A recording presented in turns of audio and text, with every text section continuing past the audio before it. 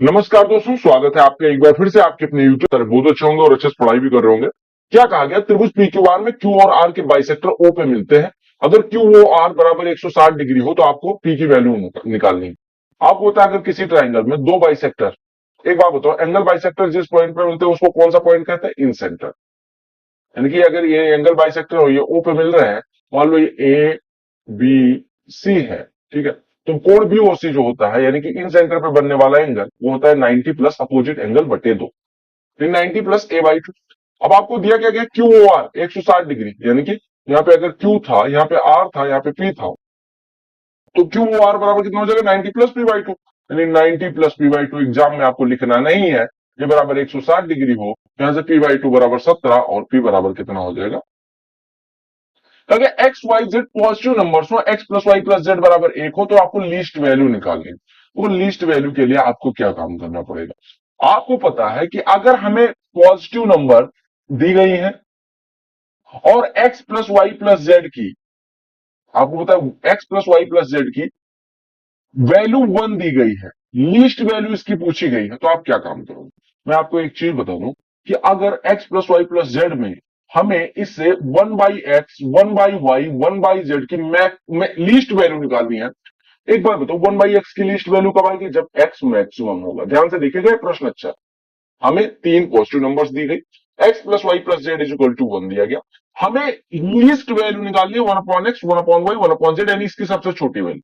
1/x की least value कब होगी? जब x मैक्सिमम हो गया। ऐसे y मैक्सिमम होगा तो 1/y की मैक्सिमम लीस्ट वैल्यू मिलेगी, और z मैक्स होगा तब ये 1/z की, और तीनों की लीस्ट वैल्यू जोड़ेंगे तभी ये लीस्ट आएगी। और अगर हमें x मैक्सिमम प्राप्त करना है, y मैक्सिमम और z मैक्सिमम, और आपको दिया गया x plus Y plus z is equal to 1, यानी कि तीन संख्याओं को मैक्सिमम वैल्यू फाइंड करना है और उनका योग दिया गया है, तो तीनों संख्याओं को बराबर मान लेना, अपने आप आपका आंसर आ जाएगा।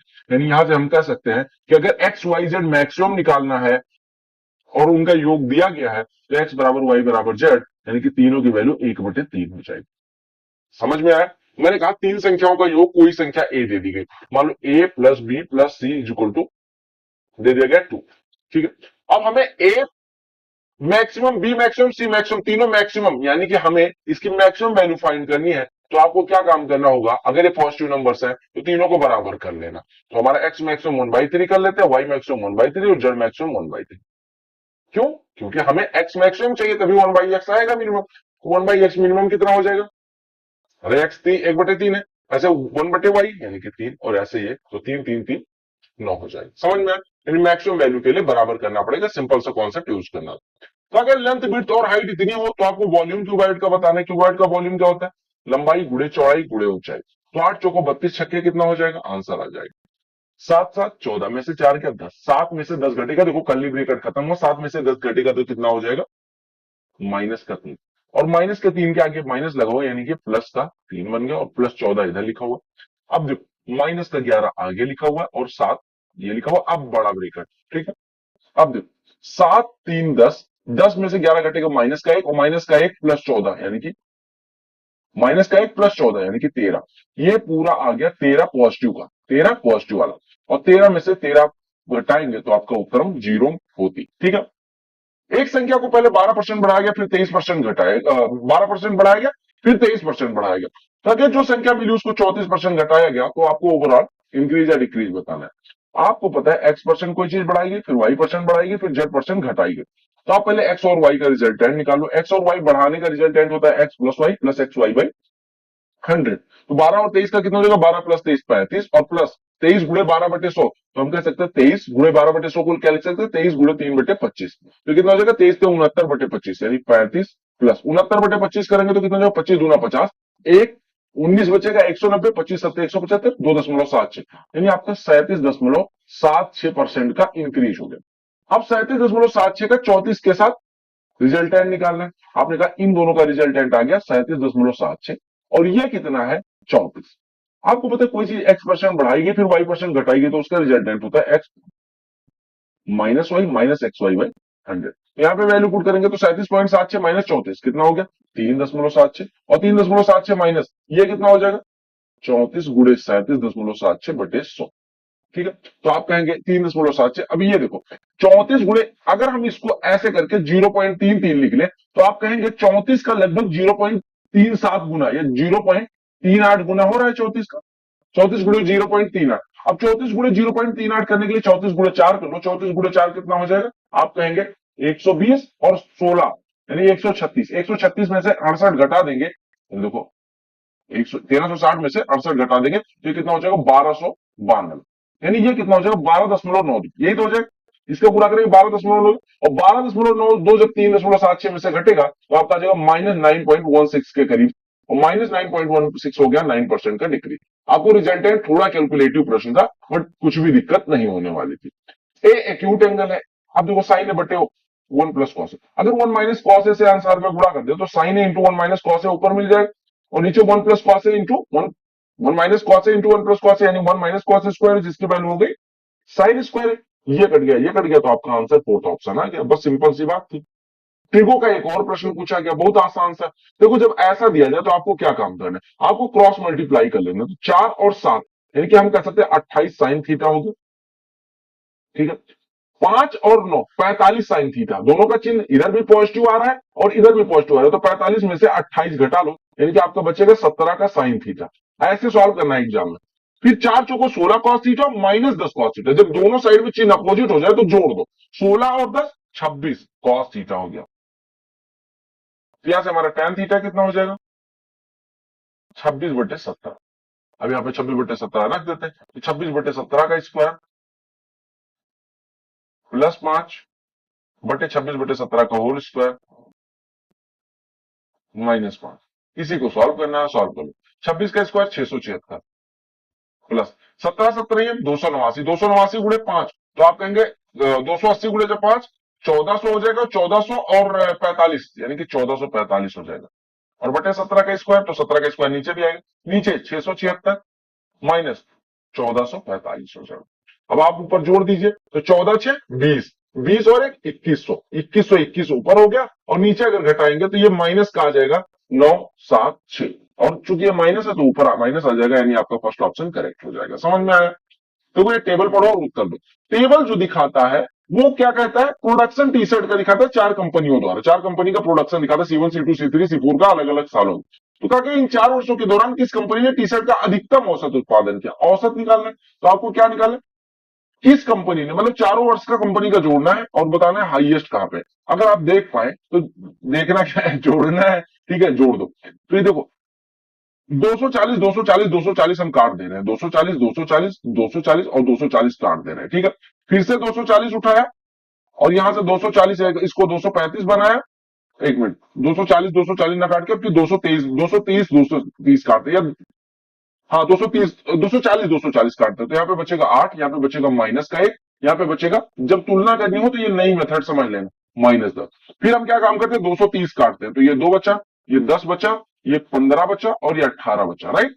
फिर 240 काट देते हैं, तो ये बचा 2, ये बचा 4, ये बचा माइनस का 10 और ये बचा प्लस का 2। अब सम कर लो, अब सम करना आसान होगा। तो आपका यहाँ पे कितना बचा था? 3 8 11 2 13 2 15, ये C1 का हो गया 15। इसका देखोगे तो ये 4 और 10 14 4 18 एक में से एक जाएगा 17। अगर इधर देखोगे तो 4 4 4 कट गया, 15 -10 5, और अगर इधर देखोगे तो यहाँ पे बचा था 0, 18 तो 20 में से 10 जाएगा 10। अब हाईएस्ट पूछा गया था तो C2 आपका हाईएस्ट हो जाएगा। अगर क्लियरेंस सेल में एक साड़ी की मार्क प्राइस इतनी थी, अब इतने की बेची गई, तो कितने का डिस्काउंट दिया गया? 10,490, यानी 490 का उधर डिस्काउंट और 559 का इधर डिस्काउंट, यानी आपका टोटल डिस्काउंट कितना हो जाएगा? 559 प्लस 490, यानी कि 559 का इधर डिस्काउंट मिला, 10,000 से कम और 490 इधर का, यानी कि 900 और ये 1049 का डिस्काउंट मिला। कितने पे? 10,490 पे, तो कितने परसेंट डिस्काउंट? 10%। क्लियर हो गया? अगर दो ट्राइंगल कॉन्ग्रुएंट है, कॉन्ग्रुएंट मतलब सर्वांगसम है, अगर एक की एरिया इतनी है तो दूसरे की एरिया, आपको पता है कॉन्ग्रुएंट ट्राइंगल्स के लिए एरिया बराबर होती है, तो आपका ये हो जाएगा, ठीक है। एक स्टॉक पोर्टफोलियो में 4 स्टॉक है, ए 20% पोर्टफोलियो का है, ठीक है, 6% का रिटर्न मिलता है, ये समझिएगा। बी पे 30% पोर्टफोलियो का है, उस पर 8% रिटर्न मिलता है। सी जो है उसका 20% पोर्टफोलियो का है, वो 4% रिटर्न देता है, और रिमेनिंग जो है वो डी है। तो देखो आपको पता है 20 30 50 20 70, अगर ये तीनों मिलके हो गए तो 30% ये भाई साहब हो गए, और ये निगेटिव रिटर्न देता है 5% का, तो एवरेज रिटर्न बता। अब देखो, हमने कहा 20 पे 6% कमाया, यानी 1.2 हमारी जेब में आया। 30 पे 8% कमाया, 2.4 रुपए यहां जेब में आया। 20 पे 4 कमाया, 0.8 हमारे जेब में आया। लेकिन 30 पे 0.5 कमाया, यानी कि 1.5 गंवा दिया। तो ओवरऑल देखें तो 1.2 माइनस 1.5 यानी 0.3 गया। 0.3 0.8 में से घटेगा 0.5, और 0.5 और प्लस 2.4, यानी कि 2.9 का फायदा। कितने पे? 2.9 का फायदा कितने पे? 20, 30, 50, 20, 70, 30, 100 पे। अगर 100 पे 2.9 का फायदा हो रहा है तो रिटर्न क्या होगा? 2.9%। सिंपल सी बात है, इसको आप कहें कंपाउंडेड एवरेज या जो भी मानना चाहे मान सकते हैं। अगर A plus B is equal to 2C, तो आपको कौन सा स्टेटमेंट सही है? अगर स्पीड ज्यादा लगे कम कर ले। तो जब ऐसा कुछ दिया जाए तो A plus B is equal to 2C दिया गया, हम कुछ भी वैल्यू पुट कर लेते हैं। सी मान लेते हैं 1 है, ठीक है। बी की वैल्यू मान लेते हैं 0 है, और ए की मान लेते हैं 2, राइट। अब देखते हैं, अगर हम यहां पे वैल्यू पुट करेंगे तो पहले बी जहां जहां दिख रहा है वो काट दो। अब ए स्क्वायर टू ए सी 0 हो सकता है? नहीं हो सकता। अगर हम यहाँ बी है और यहाँ बी है घटा दें तो ए स्क्वायर बराबर 2AC माइनस का हो सकता है? नहीं हो सकता। अगर यहाँ पे बी काट दें तो ए स्क्वायर बराबर AC हो सकता है? तो ए स्क्वायर बराबर AC, 2 स्क्वायर बराबर AC, 2 गुणे 1 है? नहीं है। तो फोर्थ स्टेटमेंट करेक्ट हो गया। वैल्यू पुटिंग से कर लेना, ताकि ये इक्वेशन पैरेलल है। पैरेलल होने का मतलब, अगर A1X plus B1Y plus C1 is equal to 0, अपनी इस पर डिटेल में वीडियो है, लिंक डिस्क्रिप्शन में डाल दूंगा, देख लेना। ये अगर पैरेलल हो तो क्या होता है? आपने कहा ये बटे ये बराबर ये बटे ये होता है, तो हमने कह दिया कोई दिक्कत नहीं है। हमने कहा एक्स का गुणांक का रेशियो जो होगा, यानी 4/K-2 वाई के गुणांक के रेशियो के बराबर होगा, यानी कि के कोफिशिएंट के रेशियो के बराबर होगा, यानी K-2/9। अब अगर हम यहां से क्रॉस मल्टीप्लाई करें तो एक साइड में मिल रहा है K-2 का स्क्वायर, और दूसरे साइड में मिल रहा है 36। अब आपने कहा K-2 का यहाँ पे दो वैल्यू पॉसिबल होगी, एक प्लस का 6 और एक माइनस का 6। लेकिन अगर हम माइनस का 6 लेंगे तो के निगेटिव आ जाएगा, जो कि पॉसिबल नहीं है। तो हम माइनस का 6 ना लेके K-2 बराबर 6 लेते हैं, यानी कि के की वैल्यू 8 हो जाएगी। बस सिंपल सी बात थी। तो के स्क्वायर प्लस 6 पूछा गया था, तो 64 और 6 70 आपका उत्तर हो जाएगा, राइट। ये देखो, आपको क्या क्या लगाना है यहाँ पे? अगर ऐसा प्रश्न दिखे एक्स प्लस वाई बटे एक्स माइनस वाई, तो कंपोनेंडो डिविडेंडो लगा दो। अंश में आर को जोड़ो तो 2 सेक अल्फा, अंश में से आर को घटाओ 2 tan अल्फा। ये बराबर कितना हो जाएगा? 7 4 11 और बटे का 3। तो सेक अल्फा से ये कट गया, यानी कि सेक अल्फा 1/cos अल्फा बटे, अरे सेक अल्फा बटे tan अल्फा cosec अल्फा ही होता है, तो cosec अल्फा बराबर 11/3 आ गया। कैसे होता है वो भी देख लेते हैं। ये साइन अल्फा हो गया, cos अल्फा हो गया, cos अल्फा कट गया, तो 1/sin अल्फा ही दिया गया था। ये टेबल जो है वो डिफरेंट टाइप ऑफ हेलमेट अलग अलग सालों में बेचे गए दिखाए गए। तो देखो, what was percentage increase in sales of helmet C in 2002 as compare to 1999। 1999 की तुलना में 2002 में कितने की वृद्धि हुई सी टाइप के हेलमेट पे? तो सी यही वाला है। 54 से कोई चीज 68 होती है, यानी बढ़ी कितनी? 14। कितने पे? 54 पे। परसेंटेज में कितना हो जाएगा? ये बचा 7, ये बचा 27, यानी 700/27 करना है। 27 दूना 54, बचा कितना? 16, 160, 27 छक्के 162, यानी कि 26% के करीब आपका उत्तर हो जाएगा। अगला प्रश्न देखिएगा, क्या कहा गया? कहा गया गिवन ग्राफ पढ़ो और उत्तर दो। 2018 में कहा गया जो कंपनी का प्रोडक्शन दिखाया गया, कंपनी ए की कैपेसिटी कितनी थी, प्रोडक्शन कितना, वैसे बी की ऐसे सी की बात की गई। अब प्रश्न पे आते हैं। कहा गया कंपनी सी का जो रेफ्रिजरेटर है वो कुल उत्पादन का कितना प्रतिशत? कहने का मतलब क्या हुआ? सी का जो प्रोडक्शन है, सी का प्रोडक्शन कितना है? 150। देखो यहाँ पे, ये टोटल प्रोडक्शन का, यानी 140, 190 और 150, दो हो गया 290 और 190, 480। 480 का 150 कितना परसेंट है? आप कहेंगे गुणे में 100 लगा देंगे, तो आप कहेंगे 100 से पहले 100 छोड़ दो। आप काटो इसको 30 से, 30 से कटेगा ये 16 आएगा, 30 से कटेगा ये 5 आएगा, राइट। यानी कि 4 से काटेंगे 4 हो जाएगा, 4 से कटेगा 25 हो जाएगा। 25 पंचे 125, 125/4, यानी कि 31 चौको 124, 10.25% हो जाएगा, राइट। रमेश के पास 18,000 रुपए है, उसने 7,000 बैंक में 5% की रेट से और 6,000 दूसरे बैंक में 6% की रेट से, उसने 1,160 रुपए रिसीव करे। तो आपको बताना है then the rate of interest per annum on rest of the capital. देखो, 18,000 रुपए पे उसने धन पाया इधर। अब देखो वो सब छोड़ो, 7,000 पे 5% की रेट से 350 इधर मिल गया, 6,000 पे 6% की रेट से 360 इधर मिल गया, यानी मिला कितना? 710। 1,160 में से 710 अगर उसे मिल गया तो बचा कितना? 450 रुपए, और उसके इंटरेस्ट मिला। 450 रुपए किस पे मिले होंगे? 18,000 में से 7 और 6 13,000 को तो हमें दिया गया, 5,000 और कुछ ईंधन पे मतलब और किसी रेट पे इन्वेस्ट किए गए, 5,000 रुपए हम मान लेते हैं किसी रेट पे इन्वेस्ट किए गए और इंटरेस्ट आता है 450। 450 5,000 का कितना परसेंट है, आप कहेंगे 9%। सिंपल सी बात है। क्लियर। एक पाइप किसी टैंक को 12 घंटे में भर सकती है, लेकिन लीक होने के कारण 18 घंटे में। ऐसा कहने का मतलब हुआ कि ए अकेले 12 घंटे में और ए और बी अगर एक साथ काम करें तो 18 घंटे में। कहने का मतलब क्या हुआ कि अगर मैं एलसीएम ले कि अगर टंकी की धारिता 36 लीटर, 12 और 18 का एलसीएम ले लिया, तो ए अगर 3 लीटर भरता है तो बी के कारण 2 ही लीटर बचता है, यानी कि जो छेद है वो 1 लीटर प्रति मिनट या 1 लीटर प्रति घंटे निकाल देता है। तो अगर 1 लीटर प्रति घंटे वो निकालता है तो 36 लीटर निकालने में कितना टाइम लगेगा, यही पूछा गया है। ठीक है, ये देखो, ये मैंने गैप ही नहीं दिया। खैर, ये देख लेते हैं क्या कहा गया। एक थीप ने एक पुलिसमैन को 600 मीटर दूरी पे देखा। हम कहते हैं ये थीप है भाई साहब। ठीक है, इसने एक पुलिसमैन को देखा। अब आपने कहा ये चोर है ये पुलिस है, मैंने कहा ये फिट है तो ये हम पुलिस मानते हैं। ठीक है, ये पुलिस है ये थीप भाई साहब है। इसने 600 मीटर आगे देखा। ठीक है, थीप ने भागना शुरू किया और पुलिस ने पीछा करना शुरू किया। पूरी पुलिस 15 से भागती है, ये 12 से। अब आपको बता दूं कि अगर एक आदमी दूसरे आदमी का पीछा करता है तो उनकी जो रिलेटिव स्पीड होती है, एक ही डायरेक्शन में भागेंगे उसी को पीछा करते हैं, ऐसे थोड़ी दोनों इसी डायरेक्शन में भागे, यानी उनकी रिलेटिव स्पीड दोनों का डिफरेंस हो जाएगी, यानी 3 किलोमीटर प्रति घंटे वो भाग रहा है। और उनको उनके बीच की दूरी कितनी है, 600 मीटर, यानी उनको इस रिलेटिव स्पीड से 600 मीटर ट्रेवल करने में पूछा गया टाइम कितना लगेगा। तो टाइम क्या होता है, स्पीड, टाइम जो होता है वो स्पीड का इनवर्सली प्रोपोर्शनल होता है, लेकिन टाइम इक्वल टू कहता है डिस्टेंस अपॉन स्पीड। मैं कुछ भी बताने लग जाता हूँ। तो 600 बटे स्पीड कितनी है 3, और मीटर पर सेकंड में बदल लो 5/18 से गुड़ा 5, 6 हुआ, 6 ऊपर चला जाएगा 3600/5, यानी 3600/5 अगर करेंगे तो 720 सेकंड। 720 सेकंड कितना हो जाएगा, 12 मिनट। आपसे मिनट में पूछा गया था, 12 मिनट हो जाएगा। एक डिसऑनेस्ट शॉपकीपर है जो कहता है 25 में बेचूंगा। ठीक है, जिस शॉप, कोई नमक का विक्रेता है, वो कहता है 25 रुपए में मैं ईमानदारी से बेच रहा हूं, लेकिन वो क्या काम करता है, 200 ग्राम की बेईमानी कर लेता है। पूछा गया उसका प्रॉफिट परसेंटेज बताओ। एक बात बताओ, मैंने क्या बताया, अगर कोई 1 किलोग्राम पे वाई ग्राम की बेईमानी करता है तो उसका प्रॉफिट परसेंटेज होता है, अगर कॉस्ट प्राइस पे बेचे, वाई बटे जितना बेचा उसने और गुड़े में 100। तो उसने कितने ग्राम की बेईमानी करी, 200 ग्राम की, यानी 200 बटे, अगर 200 ग्राम कम बेचता है तो कितना बेचता है, 800 ग्राम, और गुड़े में 100, यानी कितने परसेंट हो गया, 25%। 1/4 गुड़े 100 ही तो हुआ। तो अगर पेरीमीटर निकालना है एक सेक्टर ऑफ सर्कल का जिसकी रेडियस 10 सेंटीमीटर, एंगल 30 डिग्री, देखो एक सर्कल है, ये 30 डिग्री एंगल बनाता है, राइट। इसका परिमाप निकालना। एक बात पता होगी आपको कि अगर थीटा कोण बनाने वाले चाप की लंबाई पूछी जाए तो होती है theta upon 360 into 2 pi r, right, ये लंबाई।